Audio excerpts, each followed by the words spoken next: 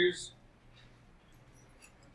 wings are designed so that when air flows over them in what's called laminar flow, that since this by the way isn't crucial to the problem, but I figured I'm here, I got you. I'm not supposed to explain. Because this one has to travel a longer distance than the air underneath. And yet, in laminar flow, if an air particle leaves its buddy right here, they'll meet up, as it turns out, right here. So who has to move faster? The top one's got to move faster in order for that to happen. If that happens, if it's moved faster, there's a law of physics called Bernoulli's principle, which means that the pressure, air pressure pushing down on the top of the wing, is less than the air pressure pushing up. The faster fluid moves, the take A equals 2 -7. Point being is that produces, if the pressure on the top is less than the pressure on the bottom, which way is the net force on this thing got to be? Up, right? So it makes an airplane fly. Well, if you reverse that, turn it upside down, which way is this wing structure as air moves over it, which way is it going to push? The net force will be down. That increases your normal force, doesn't it? Because normal force is usually just equal to weight, right? Oftentimes it is. But in this case, if that wing pushes down harder, normal force has to react and push back harder. So if I'm standing here and somebody large comes over and pushes down on my shoulder, the normal force between the floor and my feet goes up. Not only is it supporting my weight like it is right now, but it's then got to support that other force as well. What benefit do you see from having, so we'll call this the down force, I think they call it in that problem. What benefit do you see having from a larger normal force? I'm going to cry if somebody can't connect normal force to a force we've talked about.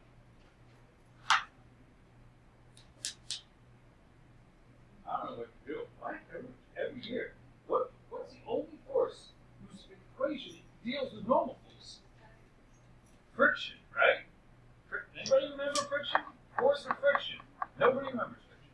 Force of friction is equal to mu normal force, right? I taught that. I know it. I was there. Point is, if you increase normal force, what force do you increase? Friction, which enables you to turn a corner, right? More friction, you'll have a better, you can turn a sharper turn, you get better traction and all that. So, it increases handling. That's the idea for this problem.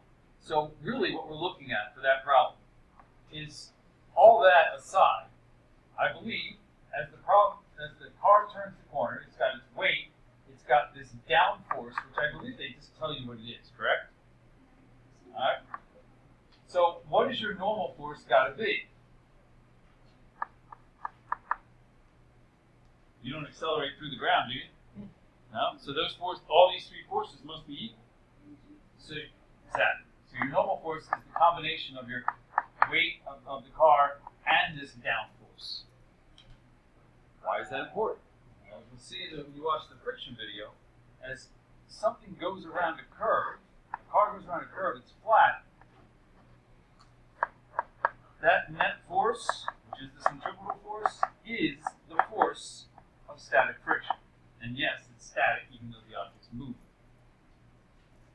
Does it bother you? It should bother the heck out of you.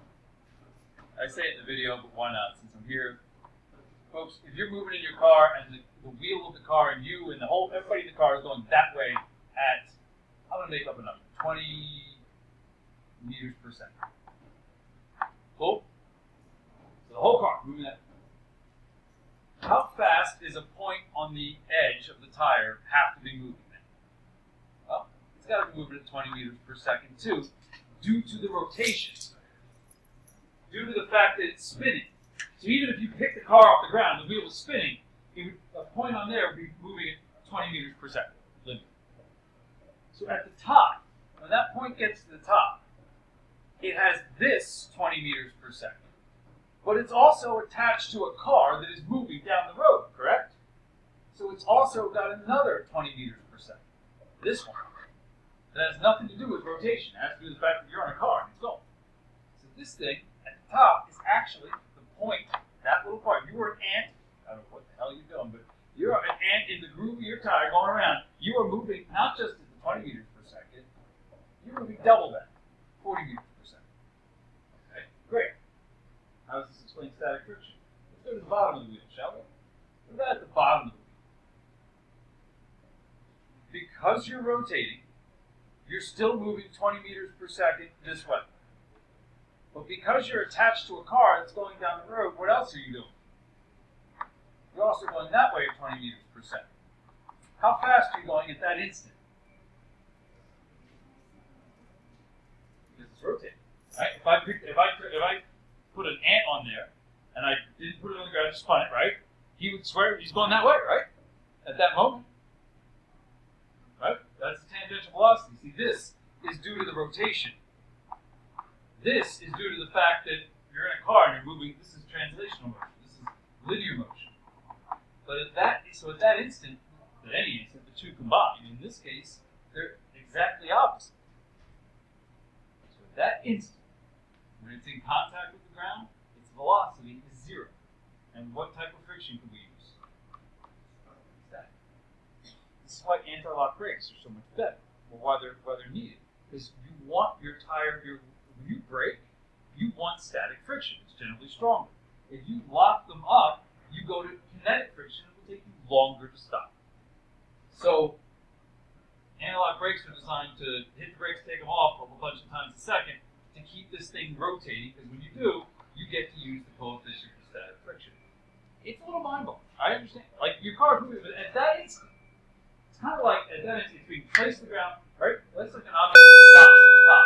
That thing doesn't stay stopped, but that part of your tire will stop and then starts going again.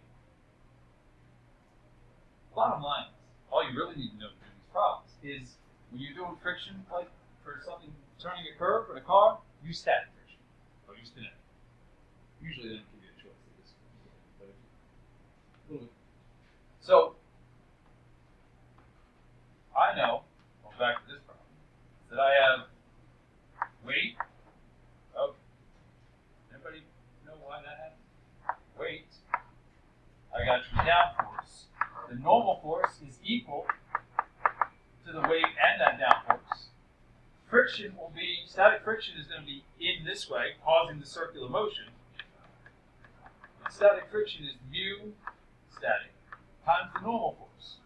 So your centrifugal force, which is the static friction force, is equal to mu times mg plus that down force. Of course, centrifugal force is m v squared over r. Now, in this case,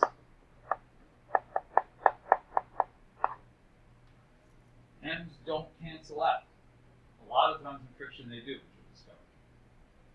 But in this case, because I have this down force stuck in there, it doesn't. But that's, I'm assuming that out of this collection of crap, that you have all but one of those things. What do they ask you to find in